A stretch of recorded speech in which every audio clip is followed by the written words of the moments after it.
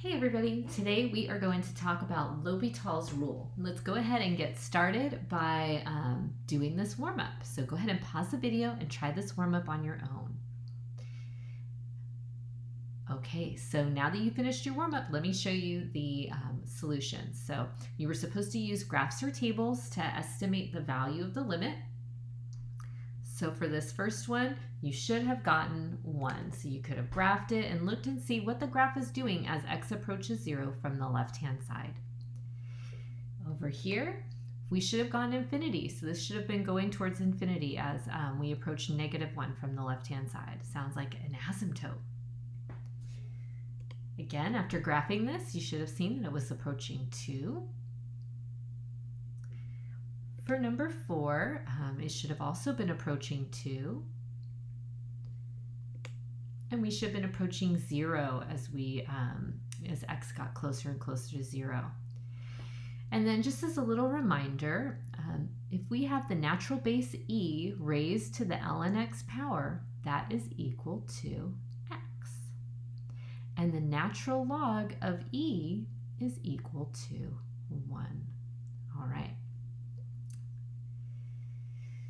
So I recommend that you go to this website. So I made it a tiny URL or a little Google link for you to go and play this game. It's actually pretty fun. I don't recommend trying it on your phone. Instead, I think on your computer is best. So go ahead and try that out and then come back to the video, okay? All right, so now that you've played the game and hopefully got a little bit more practice on graphing the functions and their derivatives, let's talk about L'Hopitals Rule. So what you might have noticed on the warm-up is that some of those limits would have been really challenging to complete if we weren't doing them by graphing or by looking at the tables. And that's because up until this point, we've been using algebraic methods for calculating the limits. We're using factoring and substitution. And those ones were not going to simplify for us to be able to calculate the limits very easily. But all hope is not lost because today we're looking at L'Hopitals Rule. He was actually the first to publish this little pattern here, but he may not have been the one that actually discovered it. But basically, how it works is when we have an indeterminate case, which is basically what these are. So we have 0 divided by 0 when we substitute in. We end up with a positive or negative infinity divided by infinity when we substitute in. Those are called indeterminate cases. Then what we can do instead is we can take the derivative of both the top and the bottom, and we can try substituting in our limit then to see if we can get a real result. Now, if it doesn't work, we can do it again. We can take the derivative of the top and the derivative of the bottom, and then take the limit and see if it works again. And you can do this until you finally get a result that's not indeterminate. So let's consider these two limits. I've got the limit as x approaches 2 of x squared minus 4 divided by x. And then we've got the limit as x approaches 1 of the natural log of x divided by x minus 1. If we use direct substitution on both of these, we would end up getting 0 divided by 0. So substituting in 2 here, 2 squared is 4, 4 minus 4 is 0, 2 minus 2 is 0, so that's 0 divided by 0. And same thing here. We can't determine this. That's not evaluable, so the limit may or may not exist. That's where we get the indeterminate form. Now, algebraically, we were able to solve this one because we could factor and simplify and actually calculate the limit after simplifying, and we would get that the limit would be 4. But in that second case, we actually can't do the algebraic simplification because there isn't much to do. So we wouldn't be able to calculate this limit algebraically, so not by factoring and canceling anyways.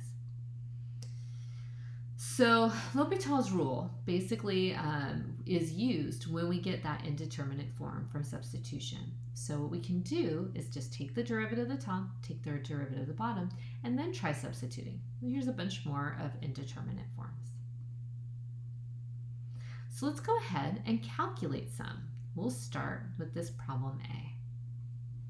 So here I've got the limit as x approaches 0 of 2 to the x power minus 1, all divided by x.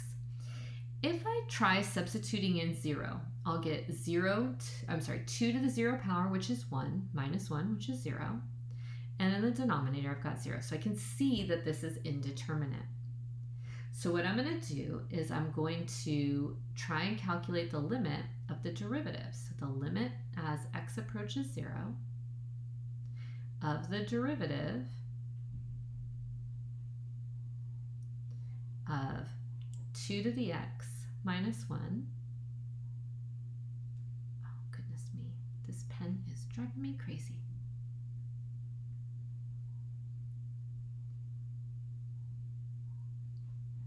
Divided by the derivative of x. We're going to take the limit as a whole thing. Oh. All right, so the derivative of 2 to the x power is 2 to the x power multiplied by the natural log of the base, which was 2. And then, of course, we know that the derivative of negative 1 is 0. All divided by, well, the derivative of x is 1. And we can calculate the limit as x approaches 0 of this guy. Well, just substitute in. Let's see what we get. 2 to the 0 power times the natural log of 2, all divided by 1. 2 to the 0 power is 1, and 1 times the natural log of 2 is the natural log of 2, all divided by 1, which is just the natural log of 2. So I know now that the limit as x approaches 0 of this expression is the natural log of 2. Not too shabby, right?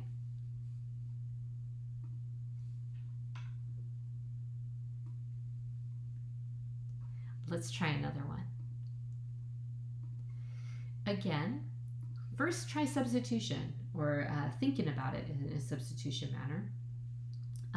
I'm not really a big fan of how this is particularly written, so I might rewrite it so that it says the limit as x approaches infinity of x divided by e to the x power. So I'm just moving it down into the denominator since my exponent is negative. Now, I, of course, cannot substitute in infinity, but I can think about how this function is behaving as x gets larger and larger. So as x gets larger and larger, I'm going more and more towards infinity, so this is going to grow. And as x gets larger and larger here, e to that power is also going to grow. And so this is kind of like really, really large number divided by a really, really large number. I'm not 100% certain what it's going to do. So we can use Hopitals Rule. So what I'm going to do is I'm going to calculate the limit as x grows towards infinity of the derivative of x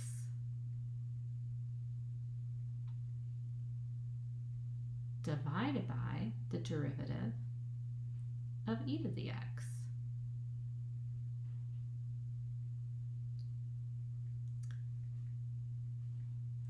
So the derivative of x is 1, we know that. And the derivative of e to the x is e to the x.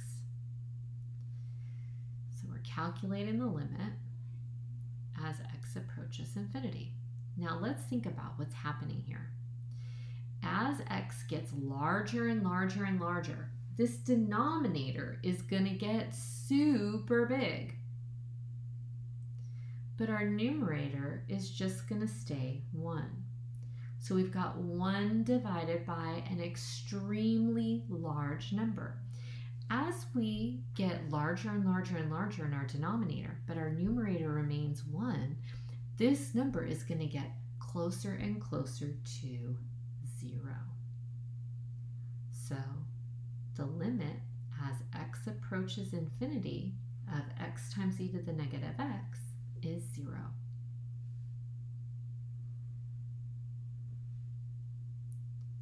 All right, let's try C. So again, I like to start by attempting to substitute in. So I've got the natural log of x divided by x.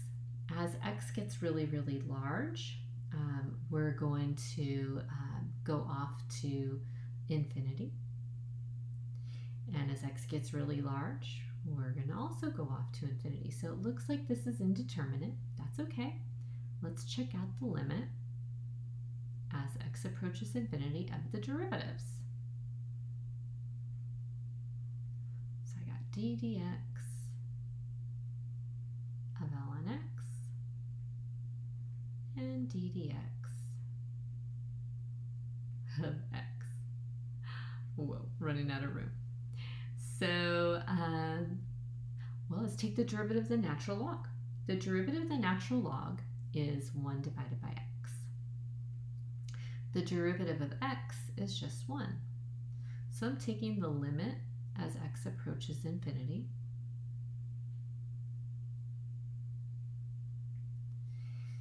And that's going to give me 1 divided by a really large number, which is going to be 0. We've already figured out something like that before.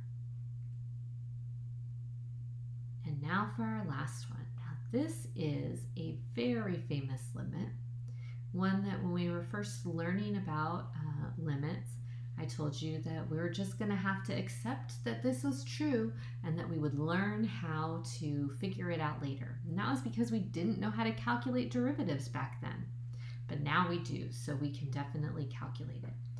When I substitute 0 in for my x's, the sign of 0 is 0, and x being, if we substitute 0 in there, is 0. This is another indeterminate form, so I know that I can use Hopitals Rule. So let's go to it. I'm going to take the limit as x approaches 0 of d dx sine x all divided by d dx of x. That's how we know we're going to take the derivative. All right, so the derivative of sine is cosine. And the derivative of x is 1. And now we can try taking the limit as x approaches 0. The cosine of 0 is 1. So we get 1 divided by 1, which is 1, our limit. Not too bad, right?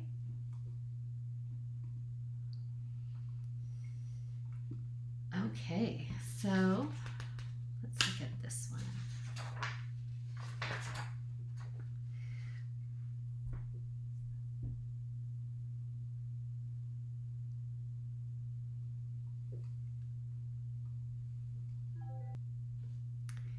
Okay, so here we go with example number 2. I've got to take the limit as x approaches 0 from the positive side. Now remember that we can't actually take the natural log of 0 and so or a negative, so that's why we've been kind of limited in this direction. Okay, and that's going to be within our domain. If I substitute 0 in, I am going to get indeterminate form. So let's go ahead and try taking the limit as x approaches 0 from the positive side of the derivative of the natural log of the cosine of 3x divided by the derivative of the natural log of the cosine of 2x. Okay, so we're going to have some fun here. This is like the chain rule in action. So I still am going to rewrite my limit. We don't want to lose that.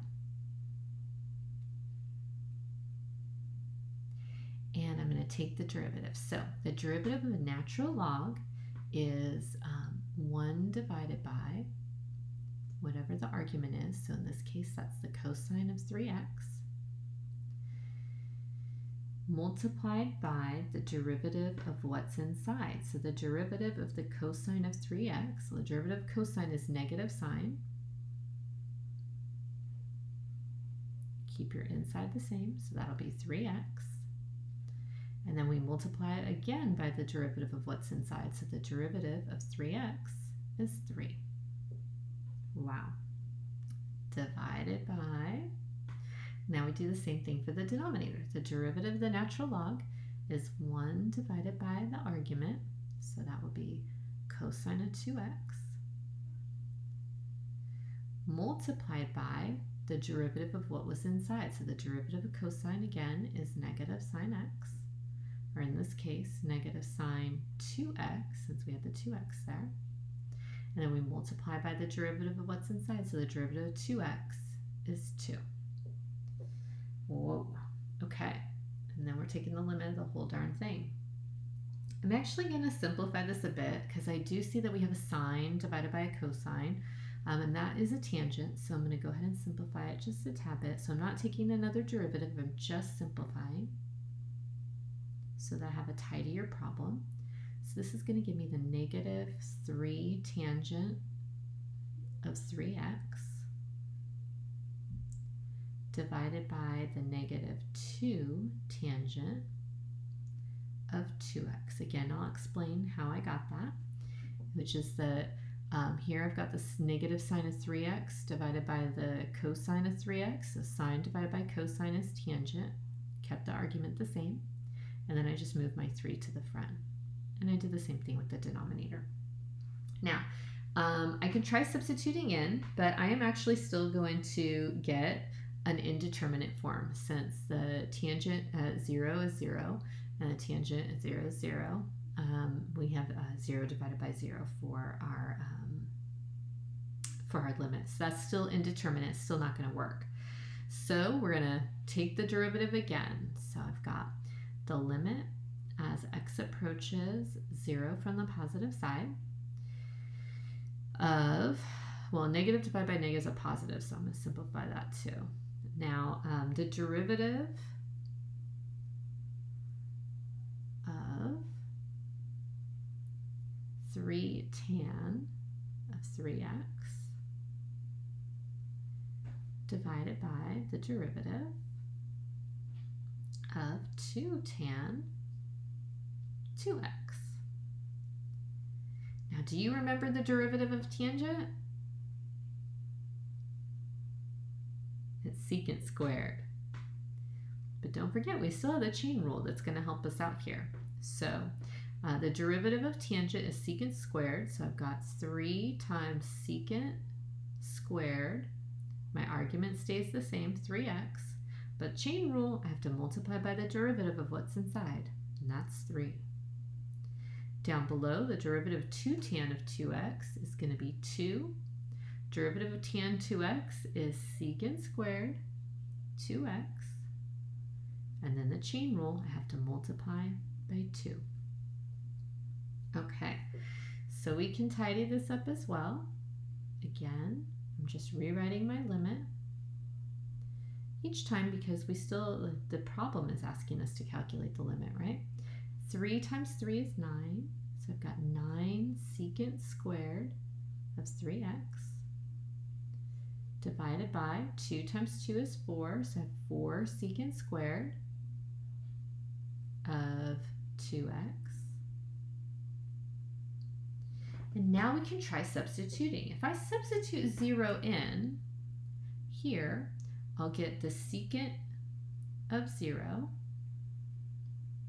secant squared of 0, right? Because 3 times 0 is 0. Down below, also get the secant of 0 squared. And secant is the reciprocal of cosine. So I know at 0, cosine is equal to 1.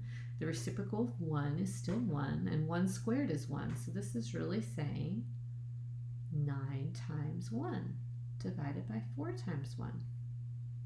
And I get 9/4. That is our limit, if you can believe that, which I hope you do. Let's try the next one. here we go. The next one, I've got the limit as x approaches pi over 2 from the left. The reason why we're approaching it from the left is because we've got an asymptote there, so we can't actually approach, like have it actually equal pi over 2. We want to come at it from the left because of that asymptote situation. And this is like saying infinity when you substitute in. It's like saying infinity over infinity, which is indeterminate. So what I decided to do was to go ahead and try and simplify this inside, see if I could get that to work out a little bit better. So I've got the limit as x approaches pi over 2 from the left of, let's rewrite secant, use a little bit of our trig identities. 1 divided by cosine minus, we know that tangent is really sine divided by cosine.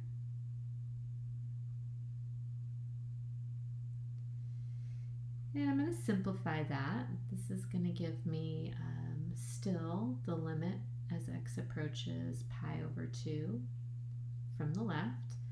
My denominators are the same, so I can combine my numerators. 1 minus the sine of x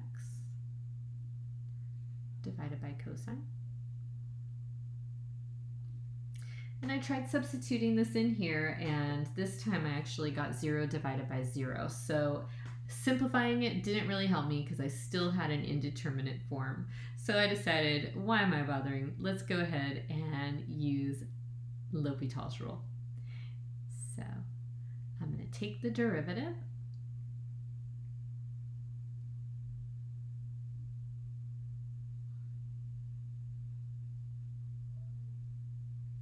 of the top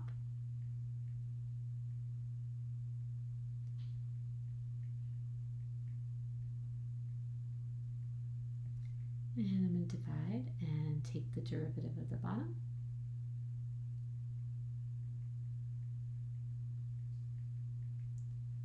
And see what happens. So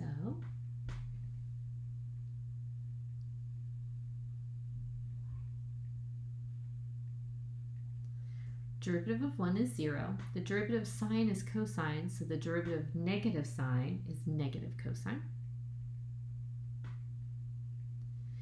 And the derivative of cosine is negative sine. And negative divided by negative is a positive, so that's not too bad. And now I'm going to try and substitute in this pi over 2 and see what we get.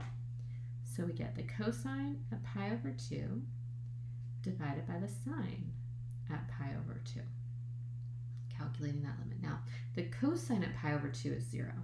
If I get a 0 down here, I'm indeterminate and I need to keep going with L'Hopitals rule. But the sine at pi over 2 is not 0, it's 1. And 0 divided by 1 is totally fine. Here, I find that my limit is actually equal to 0. So we're done. Yay! There's a couple of things I need to remember about L'Hopitals rule. First of all, stop once you can stop. So once you're going to get the answer, go ahead and stop taking the derivatives. If you continue taking the derivatives after you're no longer going to be in indeterminate form, you're going to get the wrong answer. Also, after doing your homework, you're going to start to see that there's some relationships between, for limits at least, with numbers. So especially when we're talking about infinity. So as x approaches infinity, e to the x power is going to increase faster or get larger than any power x to the n power.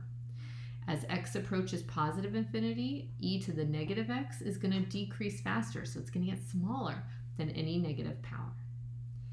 As x approaches positive infinity, ln x, although it is going to go to infinity, is going to go much more slowly than any power of x to the a power, even if a is a fractional power. And as x approaches 0 from the positive direction, negative ln x goes to infinity, but very, very slowly and more slowly than any negative power x to the negative a power. So I said this is like money because you might be comparing e to the x to x to the fifth, and you want to know as x approaches infinity, how are they going to behave? This could be very helpful. So again, like I was saying, if we try using substitution to calculate our limit, then we know that we're indeterminate. So if you substituted in 0 here, we would get indeterminate form. So then we take the derivative on the top and the bottom, and we can calculate it at this point using substitution. If we continued to do it and we took the derivative again, we'll get another answer. But that answer is going to be wrong. So don't keep taking the derivative if you can use substitution and get a result, because taking the derivative more frequently is not going to help you.